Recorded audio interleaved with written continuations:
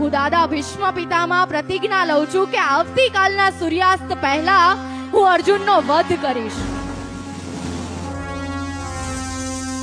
આ તરફ દાદા ભીષ્મ પિતામહે પ્રતિજ્ઞા લીધી છે અને બીજી તરફ પાંડવોની શિબિરમાં હાહાકાર મચી ગયો છે. કૃષ્ણને ખબર પડે છે કે ભીષ્મ પિતામહની પ્રતિજ્ઞા છે અને જોવા નીકળે છે.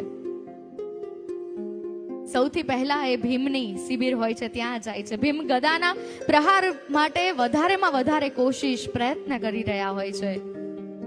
ધર્મરાજ યુધિષ્ઠિર ગહન ચિંતામાં છે કે શું થશે શું થશે.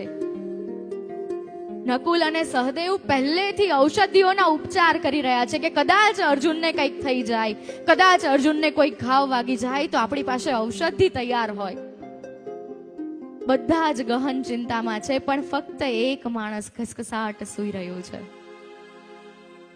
છેલ્લે કૃષ્ણ અર્જુનની શિબિરમાં જાય છે અને અર્જુન પોતાના જમણા હાથનો ટેકો દઈ અને ઘસઘસાટ સૂતા છે.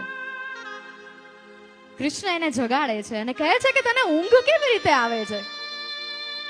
આ ભીષ્મ પિતામહની પ્રતિજ્ઞા છે અને વિફળ નહીં જ જાય. કાલે તારું મૃત્યુ થશે અને તું સૂઈ કેવી રીતે શકે?